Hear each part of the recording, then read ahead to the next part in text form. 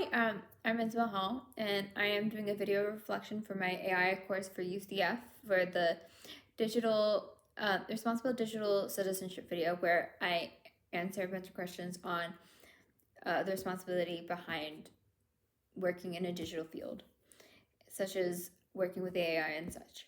First question being, what does digital responsibility look like in your field or future career? And that is, if I am working with digital media or just like animation, it is protecting the media and story and hard work that is going to be worked on together as a group, and ensuring that if it's intended for a certain release date, that all information that isn't supposed to get out doesn't get out until after it's supposed to get out, so that way the jobs and basically money that people are supposed to get from when it gets released does actually happen.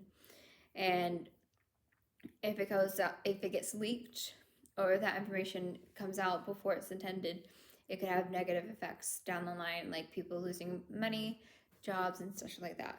And then for the next question, what are your personal values around data privacy, labor transparency, and sustainable tech? I think that data privacy needs to, like, people that gather your data need to be transparent on what they intend to do with it, and also allowing users the ability to control and decide, the autonomy on who they give their data to and what the data should be used for. And it also for applying to jobs that are online, and just for that information that they put for this application helping to get a job, only for that data to be scrapped and be used for other means outside of actually being hired for that job. And then the next question is, how will you put these values into action?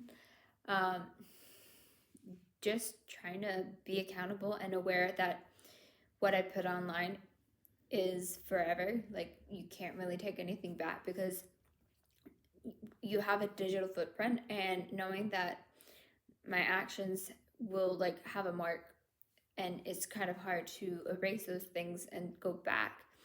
Being aware and at least accountable, and also being willing to change if there are mistakes that happen along the way.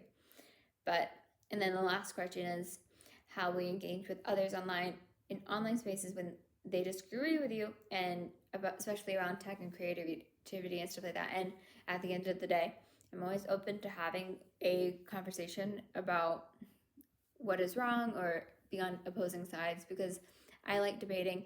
I like learning new things and coming to an understanding with another person. But if they're not open to listening and they're just negating or just talking themselves without listening to me as well, or basically a one-sided conversation, at the end of the day, that isn't really engaging. That is just speaking on a soapbox and trying to get your opinion out without listening to what others have to say, or what other evidence people have for their different opinions and why they're there in the first place.